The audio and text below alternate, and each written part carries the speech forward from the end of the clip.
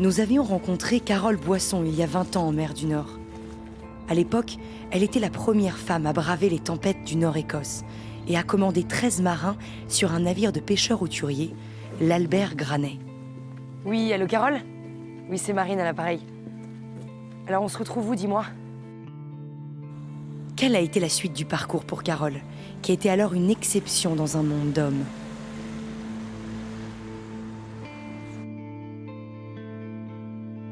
Lochinver, un port du bout du monde, perdu dans le Nord-Écosse. C'est ici que Carole retrouve l'Albert Granet, un chalutier industriel de 54 mètres. Il t'a apporté quoi, ce monde ? Je pense qu'il m'a apporté, énormément, plein de choses en fait. Il m'a apporté ma vie, la vie, quoi. Ouais. Il m'a apporté. De te sentir vivante ? Il m'a apporté la vie. Je dis pas que je suis malheureuse aujourd'hui, mais j'étais heureuse. Je me posais pas de questions.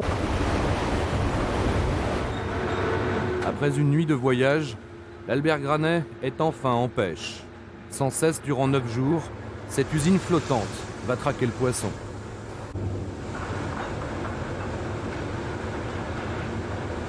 Je sais pas, on peut pas expliquer ce qu'on ressent. Il y a un plaisir, il y a du stress.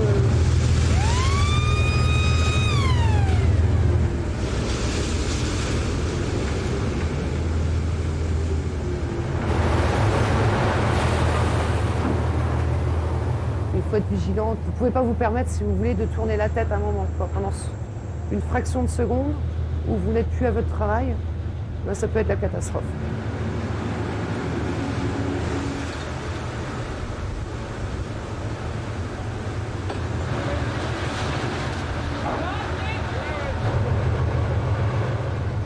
Voici Claude Raymond, dit Claudie, alias le Gitan.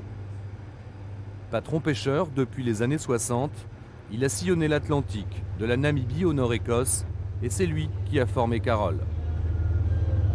Je l'ai encouragé, je l'ai appris, je l'ai fait chier, je l'ai fait faire des marées de simulation patron, mais c'était une bonne élève.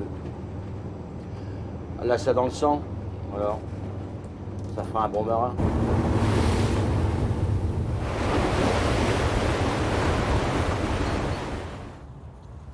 Qu'est-ce que toi, en tant que femme, tu ressentais quand tu étais accompagnée d'un équipage quand même majoritairement, voire totalement masculin ?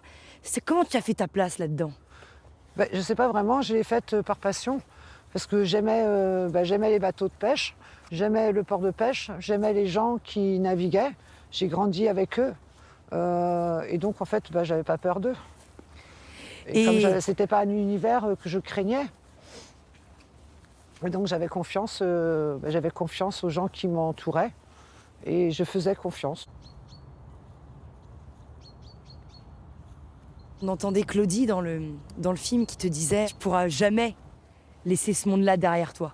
Claudie avait raison, c'est qu'on est toujours marin, et on est, si on a été un marin pêcheur, on est toujours marin pêcheur dans sa tête, on est toujours, si on a été un marin de la Marine nationale, on reste marin de la Marine nationale. On a, je pense qu'on a une éducation, et cette éducation elle reste jusqu'à la fin de nos jours. Tous ces marins, c'est vrai qu'ils ont tous un cœur, même s'ils ne sourient pas, même s'ils sont fatigués, même s'ils sont... au fond de chaque marin, il y a un cœur, et il y a un cœur formidable en fait. Qu'ils soient français, qu'ils soient russes, qu'ils soient philippins, ukrainiens, ce sont des gens formidables. Ça, c'est un beau message que tu leur donnes. Et voilà, moi je les respecte énormément, que ce soit les gens qui partent en mer du Nord pêcher le poisson, qui partent dans l'océan Indien pêcher l'espadon, ou alors que ce soit les gens qui naviguent au commerce et qui partent de longs mois sans voir leur famille. Je trouve que c'est hyper courageux, quoi. Ils ont tout mon respect. Aujourd'hui, tu es mère de 3 enfants, donc on va dire que tu n'embarques plus en mer, Non. mais est-ce que tu as envie d'y retourner ? Aujourd'hui, je ne peux même pas avouer que j'aurais envie d'aller en mer, puisque j'ai ces 3 enfants qui me tiennent à terre. Mais bien sûr que s'il n'y avait pas mes 3 enfants, je repartirais en mer. Je me reformerais, je repartirais en mer demain, et je repartirais en mer du Nord demain. Et qu'est-ce que je peux te souhaiter, ma chère Carole ? Déjà de recommencer par revenir travailler au port de commerce à Lorient. C'est un bon début déjà. Ouais. Pour élever ses enfants, Carole a enseigné en lycée maritime. Elle est aujourd'hui officier de port à Bordeaux.